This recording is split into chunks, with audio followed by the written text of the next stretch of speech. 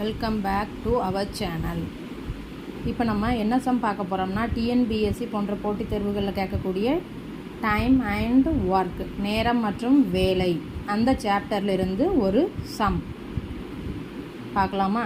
ஏ மற்றும் பி இருவரும் ஒரு வேலையை செய்கின்றனர். ஏ 12 நாட்களில் அவ்வேலையை முடிக்க முடியும். பி 20 நாட்களில் அவ்வேலையை முடிக்க முடியும்.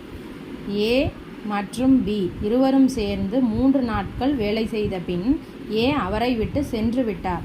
மீதி வேலையை பி எத்தனை நாட்களில் முடிப்பார் அப்படின்ட்டு கேட்டிருக்காங்க. இது டைரக்ட் சம் இல்லை, இது கொஞ்சம் நிறைய ஸ்டெப்ஸ் இருக்கும். ஸோ நீங்கள் இதை ஒவ்வொரு ஸ்டெப்பையும் கவனமாக பாருங்கள். இப்போ என்ன கொடுத்துருக்காங்க, ஏ 12 நாட்களில் ஒரு வேலையை பார்க்குறாங்க. பி 20 நாட்களில் அதே வேலையை முடிக்கிறாங்க. இப்போ என்ன கொடுத்துருக்காங்க, ஏயும் பியும் சேர்ந்து 3 நாட்கள் வேலை பார்க்குறாங்க. அதுக்கப்புறம் என்ன ஆகுது, ஏ சென்று விடுகிறார்.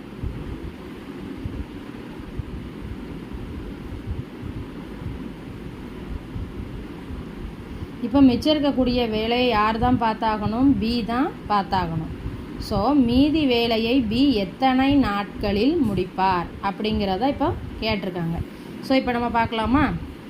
இப்போ என்ன செய்யலாம், ஃபஸ்ட்டு ஏ ப்ளஸ் பி கண்டுபிடிக்கணும். அதாவது ஏ ப்ளஸ் பியின் ஒரு நாள் வேலை.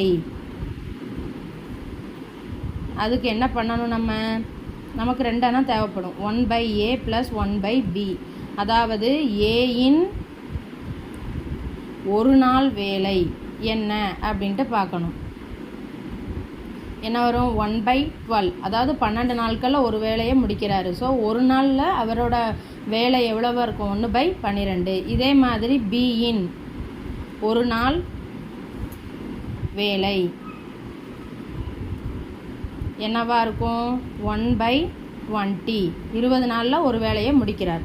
ஸோ இப்போ நம்ம இதில் அப்ளை பண்ணால் 1/12 + 1/20. இப்போ நம்ம கிராஸ் ப்ராடக்ட் எடுத்தோம்னா 20 + 12 டிவைடட் பை 20 × 12.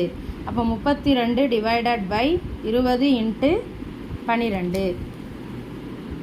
இப்போ இதை நம்ம அடிக்கலாமா?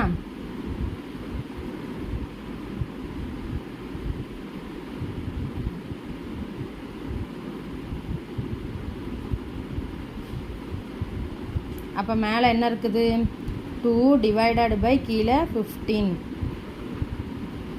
2/15. இது என்ன, ஏ ப்ளஸ் பியின் ஒரு நாள் வேலை. இப்போ நம்ம என்ன கேட்டிருக்காங்க, ஏ ப்ளஸ் பி 3 நாட்கள் சேர்ந்து வேலை பார்க்குறாங்க. அப்போ ஏ ப்ளஸ் பியின் 3 நாட்களின் வேலை என்னவா இருக்கும்,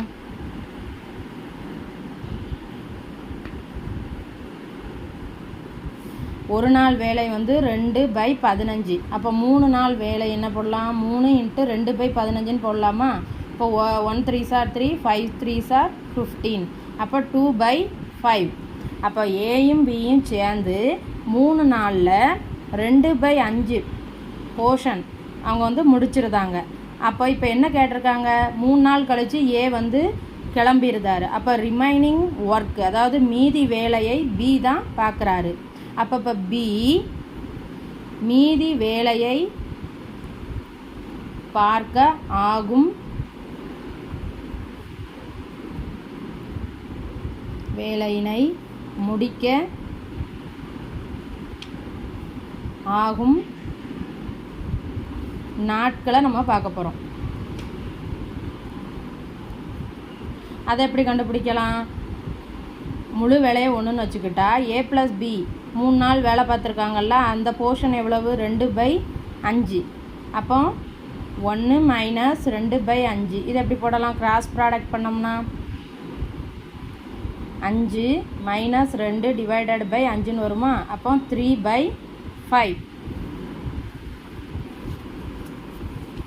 அப்போ இப்போ 3/5 தான் அந்த போர்ஷனை தான் யார் முடிக்க போகிறா, பி முடிக்க போகிறா. ஏற்கனவே நமக்கு என்ன தெரியும்,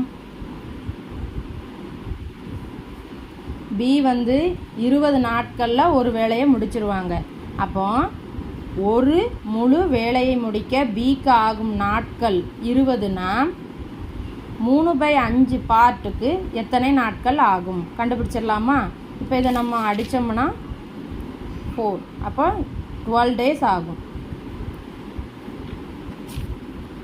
அப்போ ஆன்சர் இஸ் 12 days. அதாவது பி வந்து மீதி வேலையை முடிப்பதற்கு ஆகும் நாட்கள் 12 நாட்கள்.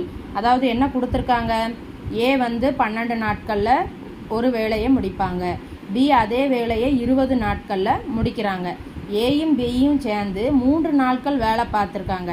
அப்புறம் ஏ வந்து சென்று விடுகிறார். அப்போ மீதி இருக்கக்கூடிய வேலையை பி எத்தனை நாட்களில் முடிப்பார் அப்படின்ட்டு கேட்டிருக்காங்க. நம்ம இதை சால்வ் பண்ணி சொல்யூஷன் என்ன சொல்லியிருக்கோம், பி வந்து 12 நாட்களில் மீதமுள்ள வேலையை முடிப்பார்.